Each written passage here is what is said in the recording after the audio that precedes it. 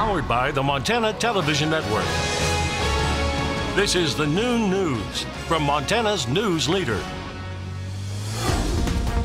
Good afternoon, and thanks so much for joining us here on the Statewide Noon News. I'm Samantha Sullivan. We start with some national news this afternoon. Law enforcement officials are trying to determine who mailed potential explosive devices to the homes of former President Obama and former presidential candidate Hillary Clinton. The discoveries were made after an explosive device was found at the New York home of billionaire Democratic donor George Soros. Hillary Lane has the latest from New York.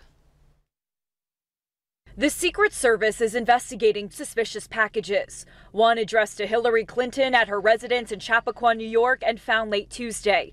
The other addressed to former President Barack Obama at his D.C. residence, which was found early this morning. Law enforcement is going to be looking very closely at these devices through x-rays, through collected evidence after a disruption, to test and evaluate, okay, what is the explosive material? Is it as simple as black powder? The Secret Service released a statement this morning saying in part, the packages were immediately identified during routine mail screening procedures as potential explosive devices and were appropriately handled as such. The protectees did not receive the packages, nor were they at risk of receiving them. Officials say former President Bill Clinton is at home, but Mrs. Clinton is not. She's campaigning for Democrats in Florida. Investigators say the device sent to the Clintons' home resembled a pipe bomb and was similar to a device sent to the New York home of billionaire Democratic donor George Soros Monday. NYPD officials are also investigating a suspicious package sent to the Time Warner Center in New York that forced the evacuation of CNN.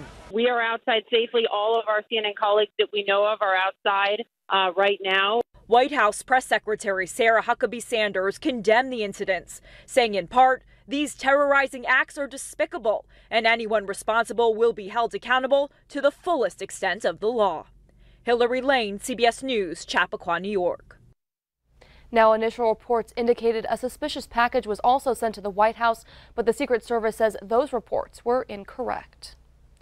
Turning now to some news here out of Montana, a body found in Phillips County is believed to be a Washington State man missing since late August. The Phillips County Sheriff's Office posted this image on their Facebook page with the word found over a missing poster for Sean Kim Nelson. Nelson went missing in August near Highway 191 south of Malta. On October 21st, Phillips County Dispatch received a call from a hunter who found a deceased male. Investigators responded to the area just about 30 miles from where Nelson went missing. His body has now been taken to Billings for an autopsy and positive identification. New today at noon, a Wyoming man accused of stealing cars, holding several Billings residents at gunpoint, and shooting at officers during a high-speed chase with police pleads not guilty for his crimes. 41-year-old Ryan Macklemore now faces 16 felony charges, up from 12 when he was arrested last month. He made his not guilty plea this morning in Yellowstone County District Court. Macklemore was booked into jail on September 25th after police say he led them on a 50-minute chase through Billings, leaving a path of destruction that included 10 crime scenes, 5 stolen vehicles, and multiple people threatened at gunpoint. Macklemore's charges include burglary, armed robbery, vehicle theft, and fleeing police pursuit. His bail is still set at $1 million. Now we turn things over to Ed in the Weather Center. Ed, we've had quite a few warm days in a row now. Is it going to last? Well, we went from the really cold temperatures in parts of the state early in the month, and then all of a sudden the temperatures have been warm, but average for this time of the year, mainly into the 50s across the state, and we just really haven't settled into that pattern much. Take a look at yesterday. We had anything from upper 50s all the way to the low 70s in a couple of locations, including Lewistown, right in the middle of the state. And now today, the temperatures overall are trending warmer than they did yesterday with those above average readings. But there is a breakdown of the system, and it's already starting to move into western Montana. Take a closer look at that with the complete forecast details just a few minutes from now. Thanks so much, Ed. Turning to some election news, with the 2018 midterm elections less than 2 weeks away, we reveal the latest results from the MTN News Montana State University poll surrounding Montana's U.S. House race. MTN chief political reporter Mike Dennison has the details. The MTN MSU poll of 2,000 registered Montana voters gives Republican Greg Gianforte a 7.5-point lead over Democrat Kathleen Williams, 47.6% to 40.1%. 2.4% of those polls say they're supporting Libertarian Eleanor Swanson, but 10% are undecided or supporting someone else. The poll has a margin of error of plus or minus 2% and was taken during a 3-week period between September 17th and October 6th. MTN political analyst David Parker says these numbers show Gianforte is a clear favorite in the race, but he also sees a narrow path that Williams could pursue to make it closer. I see growth potential in the fact that if she can get more women, especially married women, because 11% of married women are undecided in this race. That tells me there might be some coolness, some leeriness, some wariness towards Greg Gianforte that she could capitalize in this race. The poll shows that more women voters overall support Williams, 47% to 41% over Gianforte. But Gianforte has a huge advantage among male voters who favor him 54% to 34%. He also has a big or solid lead among all voters 40 and older, while Williams leads only among those younger than 40, a group that usually has lower turnout. And Gianforte has a substantial lead among voters with less than a college degree, a group that makes up a majority of Montanans. One bright spot for Williams is that she leads among voters who call themselves independents, a big voting bloc in Montana. But Parker says for Williams to pull an upset, she needs not only these independents, but also a lot of other dominoes to fall her way. Kathleen, to win, everything's got to go right. She needs to have high Democratic voter turnout. She needs to have those independents move in her direction. And then she's got to hope for some Republicans either move towards her or don't show up. Republicans have won this seat for 12 consecutive elections.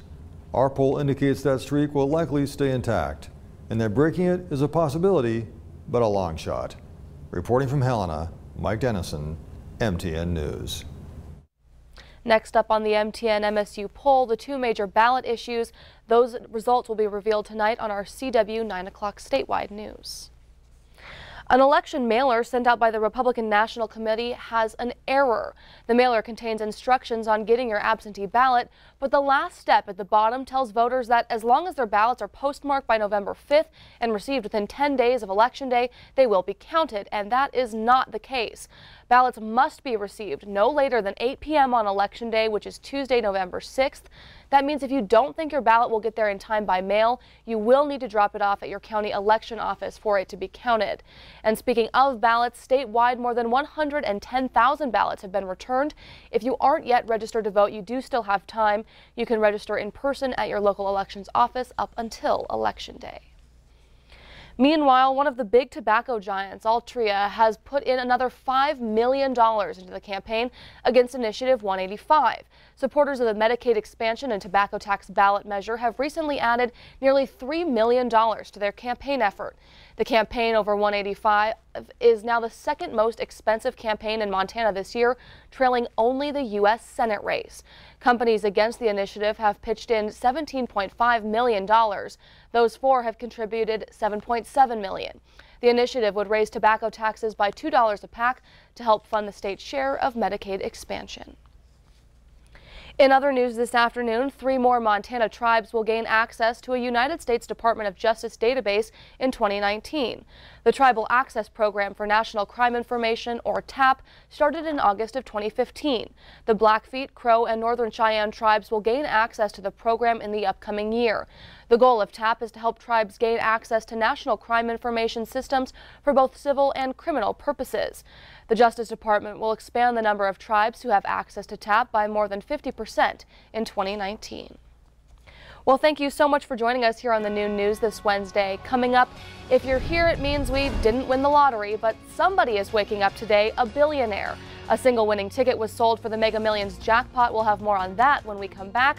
But first, Ed obviously didn't win the lottery either, because he's here today with a full look at your forecast. That's coming up right after the break.